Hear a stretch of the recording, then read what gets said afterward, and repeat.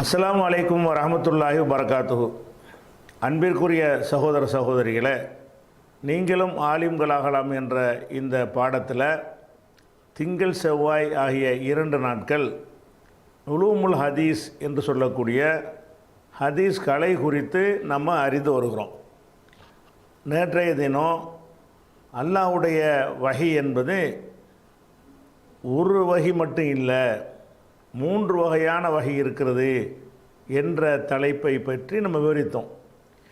ஏன் அதை எடுத்துக்கொண்டோம் என்று சொன்னால், ஹதீஸுடைய விதிகளை நம்ம அறிந்து கொள்வதற்கு முன்னாடி ஹதீஸ் தேவையாங்கிற ஒரு குழப்பத்தை சிலர் ஏற்படுத்துவார்கள் என்று சொன்னால், அந்த தெளிவை நம்ம பெற்றுக்கொள்ளணும். ஹதீஸ் அவசியம்தான் அப்படிங்கிறத நம்ம நிறுவன பிறகு ஹதீஸ் கலையை படித்தா தான் அது ஒரு முழுமையான ஒரு அறிவாக இருக்க முடியும் என்ற காரணத்தினால தான் இந்த ஹதீஸு அவசியம் என்பதற்கு சில வசனங்களை நம்ம பார்த்தோம். அந்த வகையில் இன்னொரு வசனத்தை நீங்கள் பாருங்கள். இந்த வசனம் 3வது அத்தியாயம் 81வது வசனம். இதில் அல்லாஹ் என்ன சொல்கிறான் என்று கேட்டால், இது அஹதல்லாஹு, அல்லாஹ் எடுத்ததை எண்ணி பாருங்கள், மீசாக்கன் நபியீன, நபிமார்களின் உடன்படிக்கையை, நபிமார்களிடத்தில் ஒரு அக்ரிமெண்ட், ஒரு உடன்படிக்கை அல்லாஹ் எடுத்ததை எண்ணி பாருங்கள். உடன்படிக்கை என்ன என்று சொன்னால், லமா ஆத்தைத்துக்கும், உங்களுக்கு நான் வழங்கினால், மின் கிதாபின், ஒரு வேதத்தையும், ஹெக்மத்தின், ஞானத்தையும் நான் உங்களுக்கு வழங்கினால், வழங்கி சும்மஜாக்கும் ரசூலுன் முசத்திக்கும் லிமாமாக்கும், பிறகு உங்கள்கிட்ட ஒரு இதை உண்மைப்படுத்துகிற ஒரு தூதர் உங்களிடமே வந்தாரையானால் அவரை நம்புவீர்களா ஏற்பீர்களா என்று உடன்படிக்கை எடுக்கிறான். அவங்க ஏற்போம் என்று சொல்கிறார்கள். அதாவது முதல்ல இந்த உடன்படிக்கை என்னன்னு விளங்கிட்டு இதுக்குள்ள ஒரு உடன்படிக்கை என்னன்னு சொன்னால், அல்லாஹ் ஒருத்தர் நபி அனுப்புகிறான். அனுப்பின பிறகு அல்லாஹ் நினைத்தால் என்ன செய்வான், அவருக்கு சப்போர்ட்டாக இன்னொரு நபி அனுப்புவான். இன்னும் பல நபிமார்கள் அனுப்பி நீனு போய் சேர்ந்து பணியாற்று என்று சொல்லுவான். அல்லது அவர்கிட்ட நீ சும்மா ஒதுங்கிடு, இவர் தான் பார்ப்பார் என்று வேற ஒரு ஆளுக்கு கூட அதை கொடுப்பான். அப்படி கொடுத்தா நீங்கள் அதை ஏற்றுக்கிறன்னு, எனக்கு தான் இது பாரம்பரிய சொத்து உரிமை என்று நபிமார்கள் நினைக்கக்கூடாது. நான் உங்களுக்கு வேதத்தையும் ஞானத்தையும் தந்த பிறகு உங்களிடம் இன்னொரு தூதர் வருவாரையானால் அவரை நீங்கள் ஏற்றுக்கொள்ளணும், இந்த கண்டிஷனுக்கு உட்பட்டு தான் உங்களை நபி ஆக்குறேன்னு எடுத்தான் உடன்படிக்கை. எல்லாருமே அதை ஏற்றுக்கொண்டார்கள். அப்போ நபிங்கிறது, நான் நபியான பிறகு என் இடத்துக்கு யார் வரக்கூடாதுன்னா நீங்கள் நினைக்கக்கூடாது. நீங்கள் நபியாக இருக்கும் பொழுது அல்லாஹ் நினைத்தால் என்ன செய்வான், இன்னொரு ஆள் அனுப்பிவிட்டு நீ சேர்ந்து நபியாக பண்ணுன்னு சொல்லும் பொழுது அவரும் நீங்கள் செஞ்ச வேலையை செய்வார். அவருக்கு அந்த தகுதி, அந்த உரிமை இருக்கிறது. அதுக்கு நீங்கள் என்ன செய்யணும், அக்செப்ட் பண்ணி கொள்ளணும். இதுதான் உடன்படிக்கை. அந்த உடன்படிக்கைக்கு நமக்கு அது இப்போ டாபிக் இல்லை. இந்த டாபிக் என்னன்னு கேட்டால், நபிமார்கள்ட்ட உடன்படிக்கை எடுக்கும்போது அல்லாஹ் என்ன சொல்கிறான் தெரியுமா, உங்களுக்கு நான் கிதாபையும் ஹெக்மத்தையும் தந்தால், ஒரு நபின்னு ஒருத்தர்கிட்ட அனுப்பும் பொழுது 2 தருவான்னு வழங்குறது. உங்களுக்கு ஒரு கிதாபையும் தருவேன், ஒரு ஹெக்மத்தையும் தருவேன். கிதாபுக்கு புத்தகம்னு எழுதப்பட்டதுன்னு அர்த்தமாக இருந்தாலும் அது வேதத்துக்கு தான் சொல்லப்படுதுன்னு விளங்கி வச்சுருக்கிறோம். அதே மாதிரி ஹெக்மத் என்றால் ஞானம். ஞானம்ங்கிறது ஒவ்வொரு மனுஷன்ட்டையும் இருக்கும், ஞானம்ன்றது இருக்கும். அது அல்லாஹ் சொல்லலை. உங்களுக்கு தருவேன்னு சொல்கிறான்ல நபிங்கிற முறையில், தருவேன் என்று சொன்னால் நபியாக இருக்கிற காரணத்தினால் அல்லாஹ் வழங்கக்கூடிய சிறப்பு ஞானத்திற்கு பேர் தான் ஹெக்மத். இப்போ நம்ம கூட கொஞ்சம் அறிவுபூர்வமாக பேசுனா ஹெக்மத்தாக பேசுகிறான்னு சொல்கிறோம்ல, அந்த ஹெக்மத்தை நிறைய பேருக்கு இருக்கும். அந்த ஹெக்மத்தை அல்லாஹ் ஏராளமான பேருக்கு இயல்புலையே அமைத்து வைத்திருக்கிறான். இங்கே சொல்வது எது என்று கேட்டால், ஒருவரை நபியாக அனுப்பும் பொழுது, மக்களுக்கு இறை செய்தியை எடுத்து சொல்லும் பொழுது அதை எந்த பேசிக்கில் அவர் சொல்ல வேண்டும் என்று கேட்டால், அவருக்கு ஒரு கித்தாபு கொடுக்கப்படும். அதை அடிப்படையாக வைத்தான் அவர் பேச வேண்டும். ஒரு ஹிக்குமத்தும் கொடுக்கப்படும். அப்போ நபிமார்கள் எல்லாருக்குமே கித்தாபை மட்டும் அல்லாஹ் கொடுக்கலை. இந்த நபிமார்கள் என்பதில் ரசூல் ஸல்லல்லாஹு அலைஹி வஸல்லம் உட்பட அடங்குவார்கள். ஏன்னா நபிமார்கள் அத்தனை பேர்ட்டையும் உடன்படிக்கை எடுத்தது என்று சொல்லும் பொழுது அவர் ஆன்மீகமான ஒரு உலகத்தில் வச்சு எடுக்கிற உடன்படிக்கை தான். அப்போ ஆதம் அலைஹிஸ்ஸலாத்தில் இருந்து முகமது ஸல்லல்லாஹு அலைஹி வஸல்லம் வரைக்கும் உள்ள எல்லா நபிமார்களையும் அவங்களுடைய ஆன்மாக்களை ஒரு இடத்துல திரட்டி வைத்து கொண்டு இந்த மாதிரி உடன்படிக்கை எடுக்கிறான். உங்களை வந்து நபி ஆக்குறேன், உங்களுக்கு ஒரு வேதத்தையும் ஞானத்தையும் தந்து நீங்கள் அந்த பணியை செஞ்சுக்கிட்டு இருக்கும்போது இன்னும் ஒருத்தர் உங்கள்கிட்ட வந்தாரையானால் அவரையும் மெய்ப்படுத்தி அவரையும் நீங்கள் ஏற்றுக்கொண்டு அவருக்கு நீங்கள் உதவி செய்ய வேண்டும், செய்வீர்களா அப்படின்னு அல்லாஹ் கேட்டான் என்பது தான் இதில் உள்ள விஷயம். அப்போ எல்லா நபிமார்களுக்கும் ஒரு வேதம்ங்கிறது மட்டும் போதும் என்பதாக இருக்குமேயானால் உங்களுக்கு வேதத்தை தந்தால் நீங்கள் உங்களுக்கு பிறகு ஒரு தூதர் வரும்போது ஏற்றுக்கிருவீங்களான்னு கேட்டிருக்கலாம். ரெண்டு தந்தன் இதுக்கெல்லாம் சொல்கிறான், வேதத்தையும் தருவேன் ஹிக்மத்தையும் தருவேன். வேதம்ங்கிறது ஒரு சின்ன அளவில் உள்ள ஒரு அடிப்படையான விஷயங்கள் தான். அப்போ அதுக்கு விளக்கமாக பல இது வேதத்தை விட அதிக அளவுக்கு செய்திகள் வந்து நபிமார்களுக்கு அல்லாஹ் சொல்லுவான். அந்த செய்திகளை வச்சு தான் அவங்க வழிகாட்டுவாங்க என்று இல்லாவிட்டால் இப்படி ரெண்டு தர்மம் நல்லா சொல்லுவானா? லமா ஆத்தையத்துக்கும் மின் கிதாபின் ஓ ஹெக்மத்தின், ஒரு கிதாபையும் ஹெக்மத்துக்கு சில அதுக்கு இதுக்கு வந்து வியாக்கியான மாதிரி சொல்லுவாங்க. ஹெக்மத்துனா ஞானம், கிதாபை பற்றின ஞானம் தான் எல்லாருக்கும் இருக்குமேன்னு சொல்லுவாங்க. இது அப்படி இருக்கிற ஞானத்தை இது பேசலை, இது வழங்குகிற ஞானத்தை பற்றி பேசுது. இது அல்லாஹ் வந்து நபிக்குன்னு சொல்லி உள்ள ஞானம். இது நபிமார்கள்ட்ட உடன்படிக்கை எடுக்கும் பொழுது உங்களுக்கு இந்தாங்க ஒரு வேதம், இந்தாங்க ஒரு ஹிக்மத்துன்னு கொடுக்குறான். அல்லாஹ் வந்து கொடுக்குறான், நபி என்பதற்காக கொடுக்குறான். அப்போ நபி என்பதற்காக ரெண்டு கொடுத்தான் என்று சொன்னால் ஒன்று தான் புத்தக வடிவமாக இருக்கிறது, இன்னொன்று வந்து நூல் வடிவில் எழுத்து வடிவத்தில் இல்லை. எழுத்து வடிவமாக இருந்தால் கிதாபுண்டு ஆயிரும். எழுத்து வடிவம் இல்லாததாக இருக்குமையானால் அந்த ஒரு ஞானம் நபிமார்களுக்கு வழங்கப்படும். அல்லாஹ் நேரடியாக பேசி அந்த ஞானத்தை வழங்குவான். அல்லது அவங்க உள்ளத்தில் அந்த கருத்துக்களை போட்டு இதுதான் என்னுடைய கருத்து, இதுதான் ஞானம் என்று உள்ளத்தில் அல்லாஹ் போடுவான். அது அவங்க உள்வாங்கி கொண்டு மக்களுக்கு சொல்வார்கள். அப்போ இறை தூதர்கள் வந்து வெறுமனே கித்தாபை மட்டும் கொண்டு வர மாட்டார்கள். கித்தாபை மட்டும் கொடுத்து அல்லாஹ் அனுப்ப மாட்டான், ஹெக்மத்தையும் கொடுத்து தான் என்ன செய்வான் அல்லாஹ் அனுப்புவான் என்று நம்ம பார்க்குறோம். அப்போ குரான் மட்டும்தான் மார்க்குன்னு சொல்வீர்களேயானால் அப்போ ஹெக்மத்தை அல்லாஹ் கொடுத்தானே அது எங்கே? அது அல்லாஹ் எல்லாருக்கும் கொடுப்பேங்கிறான். நபிமார்கள் உடன்படிக்கையில் முகமது ஸல்லல்லாஹு அலைஹி வஸல்லம் அடங்குவார்கள், அவர்களுக்கு இந்த ஹிக்மத்தை அல்லாஹ் கொடுத்துருக்குறான். அப்போ அல்லாஹ் வந்து அவங்களுக்கு ஒரு கித்தாபையும் கொடுத்துருக்குறான், ஹிக்மத்தையும் கொடுத்துருக்குறான்னு சொல்லும் பொழுது கித்தாபு என்னன்னு கேட்டால் குரான் எடுத்து காட்டிவிடுறோம். ஹிக்மத் எங்கே? அல்லாஹ் வந்து பிரத்யேகமாக நபிகள் நாயகம் ஸல்லல்லாஹு ஒரு ஹிக்மத்தை ஞானத்தை கொடுத்தான். அது எங்கே? அதைத்தான் நம்ம ஹதீஸுங்கிற பேரில் அறிஞர்கள் சொல்கிறாங்க. ஹதீஸுன்னு சொல்லாமல் அது ஹிக்மத்துன்னு சொல்லியிருந்தாங்கன்னா இன்னும் தெளிவானதாக இருந்திருக்கும். ஏன்னா ஹதீஸுன்னு இந்த சொல்லை விட ஹிக்மத்துங்கிற சொல் வந்து அல்லாவே சொன்னது அதானே. இவங்க போட்டு இல்லாத ஒன்று அதுக்கு பேராக வச்சதுனால தான் என்ன ஆகுது, ஹதீஸுங்கிறது ஒரு பெரிய நல்ல ஒரு சொல்லு கூட கிடையாது. கெட்டது கெட்ட பேச்சு நல்ல பேச்சு எல்லாத்துக்கும் சொல்லக்கூடிய ஒரு வார்த்தை தான். அதை பின்னாடி நம்ம எடுத்துக்கிடுவோம், ஹதீஸுக்கு ஏன் இந்த பேர் வச்சாங்கன்னு. அப்போ அந்த மாதிரி சொல்லாமல் இப்படி சொல்லி இருந்தார்களே ஆனால் இவங்களால் மறுக்கவும் முடியாது. இந்த குரான் மட்டும் போதுங்கிறவங்கள்ட்ட போய் குரானும் வேணும் ஹிக்மத்து வேணும். ஹிக்மத்துனா என்ன? ஹிக்மத்துனா ரசூலுல்லாஹ்வுடைய சொல்லு செயல் அங்கீகாரம் அப்படின்ற மாதிரியாக நம்ம ஆரம்பத்தில் அந்த ஹதீஸ் துறையில் ஈடுபட்டவர்கள் அதுக்கு ஹதீஸுங்கிற வார்த்தையை சொல்லாமல் அல்லாஹ் எந்த வார்த்தையை சொல்லியிருக்கிறானோ அந்த வார்த்தையை சொல்லியிருப்பார்களே. ஆனால் இப்போ இவங்க வாயை திறக்கவே முடியாது. கிதாபும் ஹிக்மத்து குரானில் இருக்கிறப்பா ஹிக்மத்து அப்படின்னு சொல்லியிருக்கலாம். அதை வந்து சொல்லாதனால இவங்க என்ன செய்கிறாங்க, ஹதீஸ்ன்னு இருக்கான்னு கேட்பாங்க. சரி, அப்போ ஹிக்மத்து என்று ஒன்றை அல்லாஹ் கொடுத்துருக்கிறான் என்பது இந்த 381 381 வசனத்தில் விளங்குகிறது. அப்போ ரெண்டு விஷயம் இருக்குது. அதே மாதிரி வந்து இன்னொரு வசனம் இதுவும் அதே மாதிரி தான் உள்ளது. 4வது சூறாவில் 54வது வசனம். அதில் என்ன செய்கிறான்னு கேட்டால் அல்லாஹ் வந்து மனிதர்களை நோக்கி கேட்குறான். அல்லாஹ் வந்து சில பேரை நபி ஆக்கியிருக்கிறான்.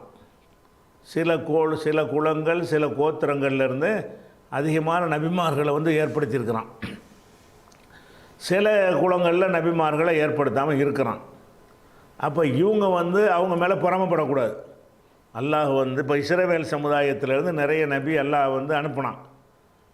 இஸ்மாயில் நபி சமுதாயத்தில் இருந்து நபிமார்களை அனுப்பலை, ரசூல்லா மட்டும்தான் வர்றாங்க, நபிமார்களை வரல. அப்போ இதில் வந்து நபிமார்கள் எங்களுக்கு நிறைய வந்துச்சு, அவங்களுக்கும் ஜாஸ்தின்னு சொல்லி பொறாமைப்படலாமன்னா பொறாமைப்படக்கூடாது அப்படிங்கிறத சொல்லக்கூடிய ஒரு வசனம். இதில் நமக்கு டாபிக் என்னென்னு கேட்டால் யஹசுதூன் அன்னாச அலாம ஆத்தாகுமுல்லாஹுமின் ஃபதுலிஹி, அல்லாஹ் தனது அருளை வழங்கியிருக்கிறானே அந்த மக்கள் மீது இவர்கள் பொறாமைப்படுகிறார்களா, அதாவது இந்த வேதம் ஞானம்லாம் கொடுக்கப்பட்ட மக்கள் மீது பொறாமைப்படுகிறார்களா அப்படிங்கிறது அது கேள்வி. அது நமக்கு டாபிக் இல்லை. நமக்கு டாபிக் என்னென்னு கேட்டால் ஃபக்கது ஆத்தைனா உறுதியாக நாம் வழங்கியிருக்கிறோம். கது என்றது வந்தால் அது உறுதியாகன்ற அர்த்தமாயிரும், சென்ற கால வினை சொல்ல வந்திருக்கிறதுனால. ஃபக்கது ஆத்தைனா உறுதியாக நாம் வழங்கியிருக்கிறோம். இப்ராஹிமுடைய வழித்தோன்றல்களுக்கு, இப்ராஹிம் நபியுடைய வழித்தோன்றல்களுக்கு நம்ம வழங்கியிருக்கிறோம். அல் கிதாபையும் வழங்கியிருக்கிறோம். ஒல் ஹெக்மத்தையும் வழங்கியிருக்கிறோம் அப்படின்னு அல்லாஹ் 4:54 வசனத்தில் சொல்லுகிறான். அப்போ இப்ராஹிம் நபிக்கு அல்லாஹ் வழங்குது என்ன? ஒரு கித்தாபு இப்ராஹிம் நபிக்கு அல்லாஹ் கொடுத்துருக்குறான். கித்தாப் மட்டுமா கொடுத்தான்? ஹிக்மத்தையும் கொடுத்தான். இப்ராஹிம் நபிக்கு மட்டுமா கொடுத்தான்? இப்ராஹிமுடைய குடும்பத்தார்களுக்குங்கிறான். அப்போ யாரெல்லாம் இப்ராஹிம் வழியில் வந்தார்களோ அந்த நபிமார்களுக்கெல்லாம் கித்தாபை கொடுத்தான்னா ஹிக்மத்தை சேர்த்தா கொடுத்துட்றான். இப்ராஹிம் நபியுடைய ஆள் என்றால் யார்? இஸ்மாயில், அவருக்கு இது எல்லாம் கொடுத்துருக்குறான். இஸ்ஹாக்கு அவருக்கு கொடுத்துருக்குறான். அந்த இஸ்ஹாக்குடைய பிள்ளை யாக்கூபு, அவருக்கு அல்லாஹ் வந்து கித்தாபையும் ஹிக்மத்தையும் கொடுத்துருக்குறான். அவருடைய பிள்ளை வந்து யூசுஃபு, அவருக்கு அல்லாஹ் கித்தாபையும் ஹிக்மத்தையும் கொடுத்துருக்குறான். அதுக்கு பிறகு அந்த வழித்தோன்றலில் வந்த தாவூது, சுலைமானு, மூசா, ஈசான் எல்லாருக்குமே அல்லாஹ் கித்தாபை, அவங்களாம் ஆல இப்ராஹிம் தான். எல்லாருமே ரசூல்லா உள்பட இப்ராஹிமுடைய குடும்பம் தானே. அப்போ நபி ஸல்லல்லாஹு அலைஹி வஸல்லம் அவர்களும் இதில் அடங்குவார்கள். இப்ராஹிமுடைய குடும்பம் என்பதில் யார் அடங்குவா? முகமது ஸல்லல்லாஹு அலைஹி வஸல்லம் அடங்குவார்கள். மூசா, ஈசா, தாவூத் நபி போன்ற நபிமார்கள் அடங்குவார்கள். அது மாதிரி இஸ்மாயில், இஸ்ஹாக், யாக்கூப், யூசுப் போன்ற நபிமார்கள்லாம் என்ன செய்வாங்க? அடங்குவாங்க. அப்போ இப்ராஹிமுடைய குடும்பத்தாருக்கு நம்ம கொடுத்துருக்குறோம் அல் கிதாப ஒல் ஹிக்மத்தை, கித்தாபையும் கொடுத்தோம் ஹிக்மத்தையும் கொடுத்தோம் என்று அல்லாஹ் சொல்கிறான். அப்போ நம்ம என்ன செய்கிறோம்? கித்தாபு மட்டும்தான் அல்லாஹ் கொடுத்தான், மற்றது தேவையில்லை அப்படின்னு சொன்னால், அப்போ தேவையில்லாத எதுக்கு அவங்களுக்கு கொடுத்தான்? அவங்களுக்கு கொடுத்தது எதுக்கு? இதை ஒரு அருளாக சொல்லி காட்டுகிறான். அப்போ 2 கொடுத்துருக்கான்னு நல்லா விளங்குது. அந்த 2 கொடுத்தது எது கொடுத்தான்? அவங்களுக்காக கொடுத்தானா நமக்காக கொடுத்தானா?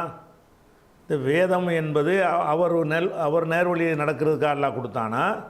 அவரும் நடந்து நம்மளுக்கும் அதை சொல்வதற்கு கொடுத்தானா? நமக்கு சொல்லத்தானே கொடுத்தான். எந்த நபிக்கு வேதம் கொடுத்தாலும் அந்த நபியை தனக்கு வைத்து கொள்வதற்காக அல்லாஹ் கொடுக்கறது இல்லை. அந்த நபி தானும் அதை வைத்து கொண்டு அதை வந்து மற்றவங்களுக்கும் சொல்லணும் என்பதற்கு தானே கொடுத்தான். இப்போ வேதத்தை எதுக்கு கொடுக்குறானோ அதுக்கு தானே ஹிக்மத்தையும் கொடுத்துருக்குறான். அந்த ஞானத்தை அவரே வச்சுக்கிறது கொடுத்தான்னு சொன்னால் அதை வந்து சொல்ல தேவையில்லை, அருளாக சொல்ல முடியும், அவருக்கே உள்ளது அது. அதை நமக்கு சொல்லி காட்டுறான்னா என்ன அர்த்தம்னு கேட்டால், அவர் கொடுத்த அந்த ஹிக்மத்தை ஞானம் உங்களுக்கு அவர் திருப்பி தருவதற்காக கொடுத்தது. அல்லாஹ் வந்து அந்த ஹிக்மத்தை கொடுத்தான்ல, அந்த ஹிக்மத்தை ஏன் கொடுத்தான்னு கேட்டால், அந்த ஹிக்மத்துகள் அடிப்படையில் உங்களுக்கு ஒரு வழிகாட்டுவார், அதை உங்களுக்கு சொல்லுவார், விளக்குவார். அப்படிங்கும்போது அப்போ அந்த நபிமார்கள் வந்து ரசூல்லாவே எடுத்துக்கணும். ரசூல் ஸல்லல்லாஹு அலைஹி வஸல்லம் அவர்கள் கித்தாபையும் மக்கள்கிட்ட சொல்லியிருக்கிறாங்க, ஹிக்மத்தையும் சொல்லியிருக்கிறார்கள். அப்போ குர்ஆன் மட்டும் போதும்னு சொன்னோம்னா கித்தாபை நம்ம ஏற்றுக்கிட்டோம், ஓகே. அந்த கித்தாபில் தான் ஹிக்மத்தையும் கொடுத்தோம் என்று அல்லாஹ் சொல்கிறான். அந்த ஹிக்மத்து எங்கே, எதுக்கு அல்லாஹ் கொடுத்தான்? அந்த கொடுத்ததை நம்ம கண்டு அறியணுமா கூடாதா? கண்டு அறிந்து அதை நம்மளை கட்டுப்படுத்தாதா? நம்மளை கட்டுப்படுத்தாவிட்டால் அவருக்கு நல்லா கொடுக்குறான். நம்மளை நபிங்கிற முறையில் கட்டுப்படுத்துறதுக்கு தானே 2ஐயும் நல்லா கொடுக்குறான். அப்போ நபிமார்களுக்கு கொடுத்ததை பற்றி பேசும்பொழுது குழப்பம் இல்லாமல் தெளிவாக பேசக்கூடிய ரப்புல் ஆலமீன் இந்த 2 எதுக்கு சொல்கிறான் தேவையில்லாமல்? இவர்கள் இந்த வழிகேடர்கள் சொல்கிற மாதிரி குர்ஆன் மட்டும்தான் அல்லாட்டிருந்து வந்துச்சு, அதுக்கு பிறகு எதுவுமே அல்லாட்டிருந்து செய்தி கிடையாது, அல்லாவிடமிருந்து வந்த செய்திங்கிறது எது மட்டும்தான்? குர்ஆன் மட்டும்தான் என்று இருக்குமையானால் இப்படி ஒரு குழப்பமாக இருக்கக்கூடிய ஒன்றை எல்லாம் பேசுவானா? இன்னொன்று இருந்தால் அப்படி பேசுவானே தவிர, இன்னொன்று இல்லாவிட்டால் கித்தாபை கொடுத்தோன்ட்டு போயிடலாமே. இப்ராஹிமுக்கு கித்தாபை கொடுத்தோம், முகமது நபி கித்தாபை கொடுத்தோம்னா அதோடு முடிஞ்சு போயிடுச்சு. அப்போ கித்தாபோட ஹிக்மத்தை கொடுத்தோம் என்று அல்லாஹ் சொல்வதை என்ன காட்டுதுன்னு கேட்டால், குர்ஆன் எப்படி வேதம் வழிகாட்டியாக இருக்கிறதோ அந்த மாதிரி ஹெக்மத்து தான் நம்ம ஹதீஸுங்கிறோம். அந்த ஹெக்மத்தையும் அல்லாஹ் கொடுத்துருக்கிறான் என்பது 4வது சூறாவில் 54வது வசனத்தில் இருக்கிறது. இதில் வந்து மற்றவங்களுக்கு கொடுத்ததை பற்றி தான் இருக்கிறது. ரசூலுல்லாஹ் அடங்குவார்கள் நம்ம சொல்லிக்கிறோம். இதில் எல்லாம் எப்படி இப்ராஹிமுடைய குடும்பத்தார்னா முகமது ஸல்லல்லாஹு அலைஹி வஸல்லம் அடங்கத்தானே செய்வாங்கன்னு இருக்கிறோம். இப்படி சொல்லாமல் இன்னும் தெளிவாக பார்த்தீங்கன்னா டைரெக்டாகவே ரசூலுல்லாஹ்வுக்கு ரெண்டையும் கொடுத்தான்னு வேற சொல்கிறான். அதில் அடங்கிடுவாங்க. இப்ராஹிமுடைய குடும்பத்தாருக்கு கித்தாபையும் கொடுத்தோம், ஹிக்மத்தையும் கொடுத்தோம் என்று சொன்னாலேயே ரசூலுல்லாஹ்வுக்கு தான் கொடுத்துருக்குறான் என்பது அதிலே விளங்கிவிடுகிறது. விளங்கிவிட்டாலும் இன்னொரு வசனத்தில் இன்னும் சில வசனங்கள் அல்லாஹ் என்ன செய்கிறான்னு கேட்டால் முகமது ஸல்லல்லாஹு அலைஹி வஸல்லம் அவர்களை பற்றியே பேசும் பொழுது சொல்கிறான், கித்தாபையும் கொடுத்தோம் ஹிக்மத்தையும் கொடுத்தோம்னு சொல்கிறான். எப்படி சொல்கிறான்? இது வந்து 2வது அத்தியாயம் 231. 231 அல்லாஹ் என்ன சொல்கிறான்னு கேட்டால், ஒதுக்குறு இங்கேருந்து வந்துக்கிறங்க, இங்கேருந்து வந்துக்கலாம். ஒலா தத்தஹிது, நீங்கள் ஆக்கி விடாதீர்கள், ஆயாத் இல்லாஹி, அல்லாஹ்வுடைய வசனங்களை, ஹுசுவன், கேலிக்குரியதாக ஆக்கிறாதீங்க.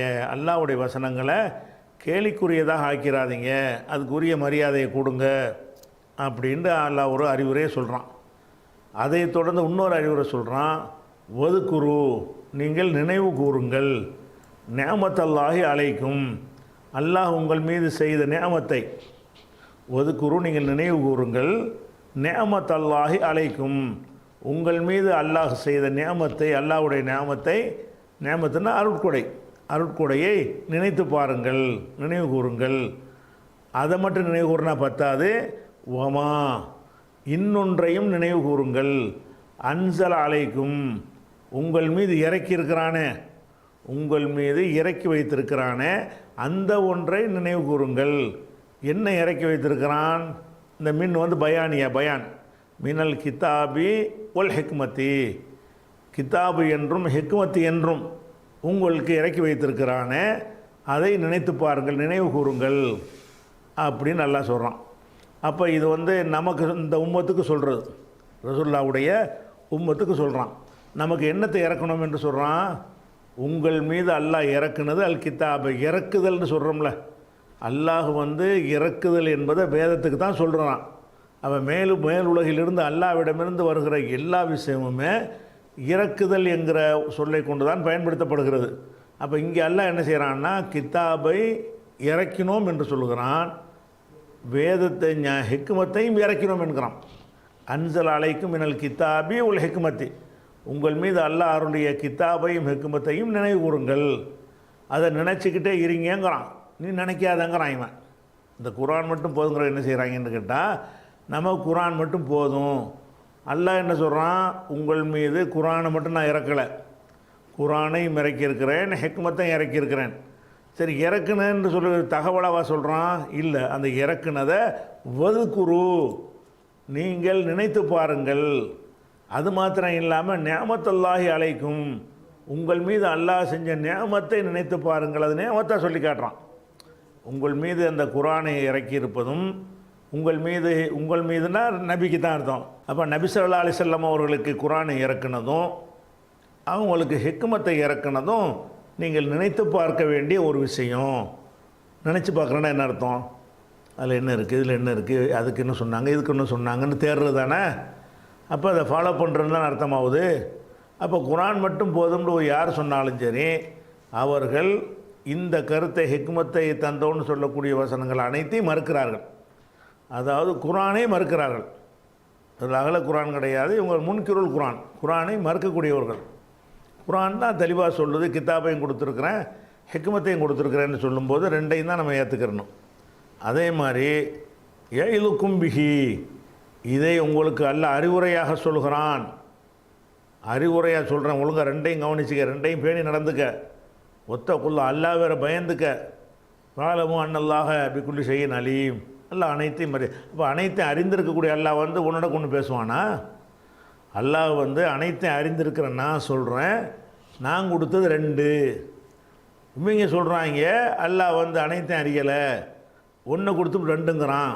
அதான் இவங்க அர்த்தம். இவங்க அர்த்த பிரகாரம் ஹதீஸ்னு ஒன்று கிடையாதுன்னு சொல்லுவார்களே. ஆனால் குர்ஆன் மட்டும்தான் இறைவனிடமிருந்து வந்தது என்று சொல்வார்களே. ஆனால் அப்போ ஒன்றை கொடுத்துட்டு ரெண்டுன்னு சொல்வது என்னது? அறிஞ்சவன் பேசுகிற பேச்சா, அறியாதவன் பேசுகிற பேச்சா? அப்போ அல்லாஹ் வந்து பொய்யனாகவும் அறியாதவனாகவும் சித்தரிக்கக்கூடிய வகையில் தான் இவங்களுடைய அந்த வாதம் அமையும். அதை விளங்கிக்கிறணும்.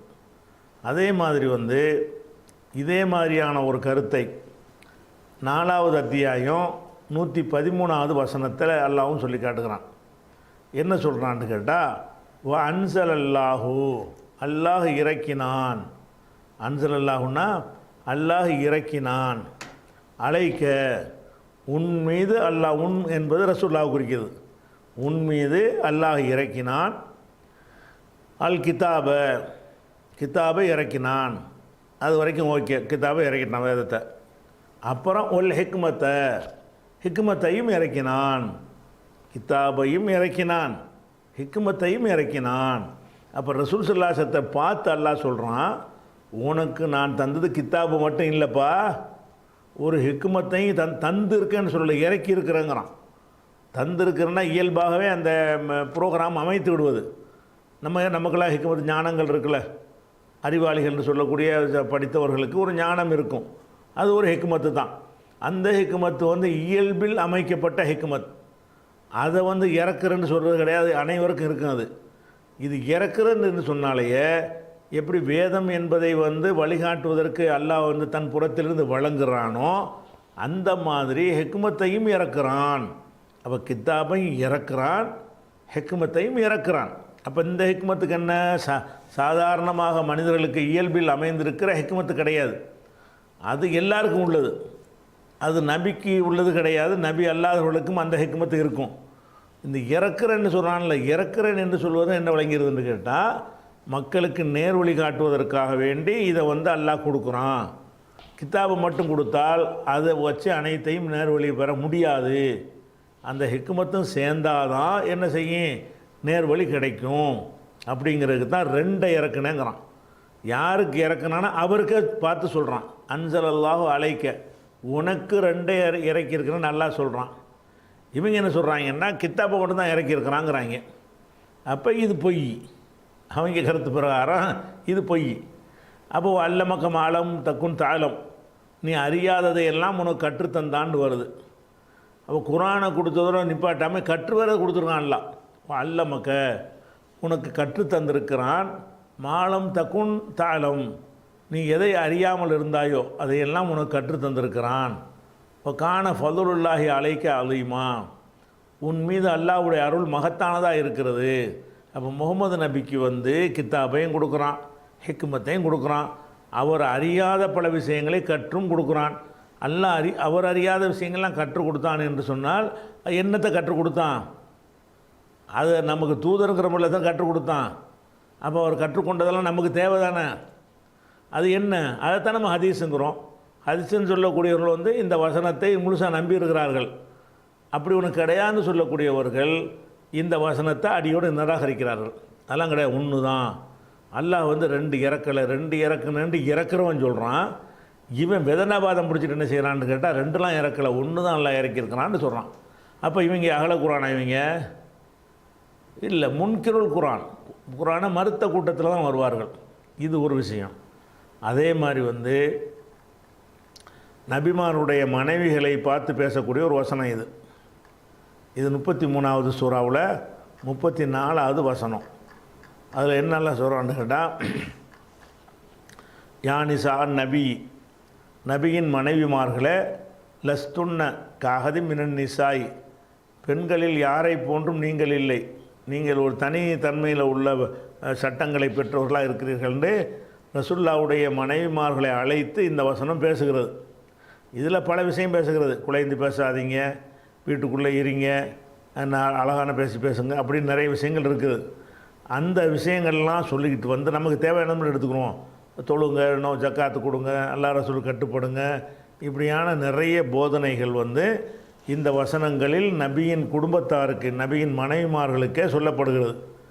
அந்த போதனையில் தொடர்ச்சியாக ஒரு போதனை ஒதுக்குர்ன, நீங்கள் நினைவு கூர்ந்து கொண்டே இருங்கள், நினைவு கூறுங்கள்.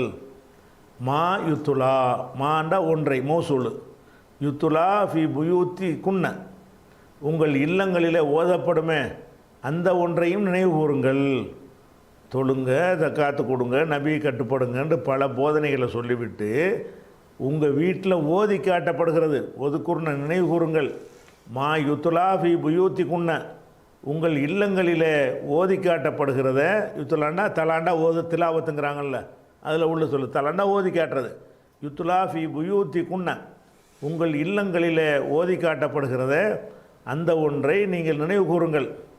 அது என்ன ஓதி காட்டப்படுகிறது என்று கேட்டால், மின் ஆயாத்தில்லாஹி, அல்லாஹ்வுடைய வசனத்தையும், ஒல் ஹிக்மத்தி, ஹிக்மத்தையும்.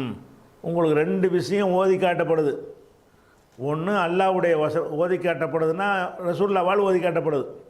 வீட்டில் வந்து மனைவிமாருக்கு கணவர் தானே ஓதி காட்டுவார். அப்போ உங்கள் வீடுகளில் ஓதி காட்டப்படுது என்று சொன்னால் முகமது நபி அவர்களால் உங்கள் கணவரால் ஓதி காட்டப்படுகிறது. என்னவெல்லாம் ஓதி காட்டுறாரு உங்கள்கிட்ட வந்து ஒரு மின் ஆயாத்தில்லாஹி, அல்லாஹ்வுடைய ஆயத்துகளையும் ஓதி காட்டுகிறார். உல் ஹிக்மத்தி, ஹிக்மத்தையும் ஓதி காட்டுகிறார். அதை நினைத்து பாருங்கள், நினைவு கூறுங்கள். அப்போ உங்கள் இல்லங்களில் வர வெளியில் வர வகையெல்லாம் மக்களுக்கு சொல்கிறாரு.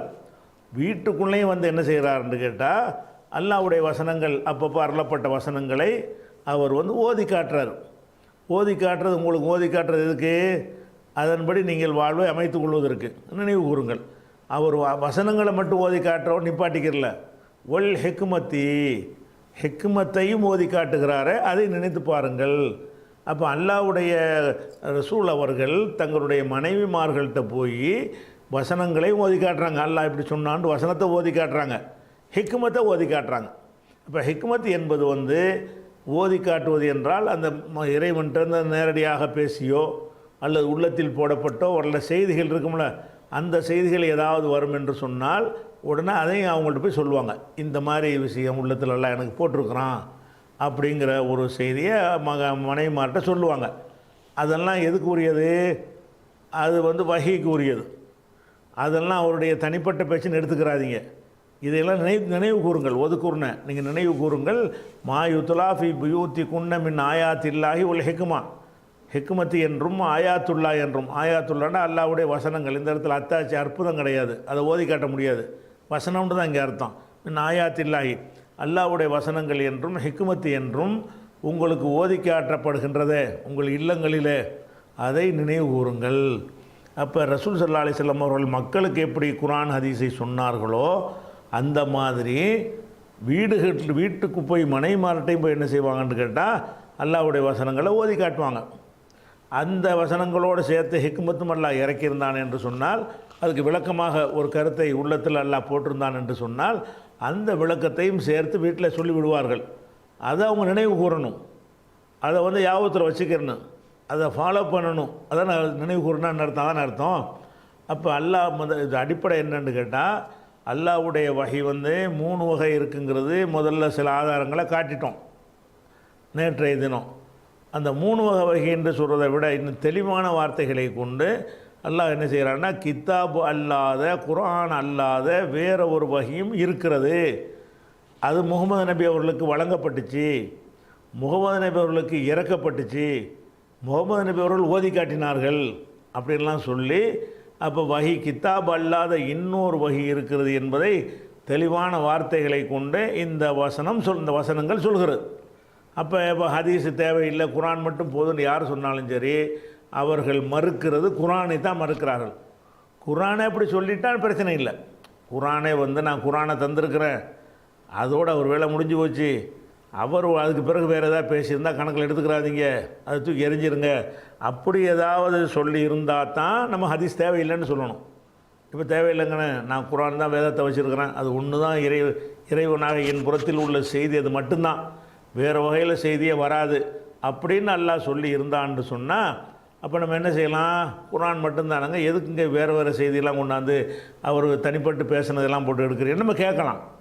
அல்லாஹ் அப்படி சொல்லவே இல்லையா? அவன் இருக்குன்னு சொல்கிறான், 3 வகை இருக்குங்கிறான், இப்படித்தான் உனக்கும் தந்தோம்னு சொல்கிறான்.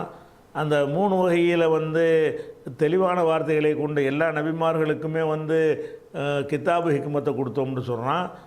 உனக்கே தந்திருக்கிறோம்னு ரசூல் ஸல்லல்லாஹு அலைஹி வஸல்லம் நோக்கியும் அல்லாஹ் சொல்கிறான். இதெல்லாம் வச்சு பார்க்கும் பொழுது குர்ஆன் மட்டும் அல்ல, அல்லாஹ்விலிருந்து வந்த செய்தி குர்ஆன் மட்டும் அல்ல. நமக்கு குர்ஆன் என்பதற்கு தான் அதை பின்பற்றணுமா, அல்லாஹ்வுடைய செய்தி என்பதற்கு பின்பற்றுவோமா? அல்லாஹ்வுடைய செய்திங்கிறது தானே. அப்போ அல்லாஹ்விலிருந்து வந்த குர்ஆன் இப்படி வந்துச்சு, அதே மாதிரி வேறு ஒரு செய்தி அவன்கிட்ட வந்துருந்துச்சுன்னு சொன்னால் அவன் ரெண்டை தந்திருக்கும் போது நீ உன்னை தேர்ந்தெடுத்து உன்னை புறக்கணிக்க நீ யார்? அதையும் தானே பின்பற்றணும். அதுவும் வஹி தானே, அல்லாஹ்வுடைய செய்தி, அது விளங்கிக்கணும். அதுக்கு அடுத்தது இன்னும் சில வசனங்கள் எல்லாம் என்ன செய்கிறான்னு கேட்டால் 129 வசனத்தை எடுங்க. இதில் என்ன செய்கிறான்னு கேட்டால் இதே கருத்தை இன்னும் கொஞ்சம் வலிமையாக அல்லாஹ் சொல்லி காட்டுகிறான்.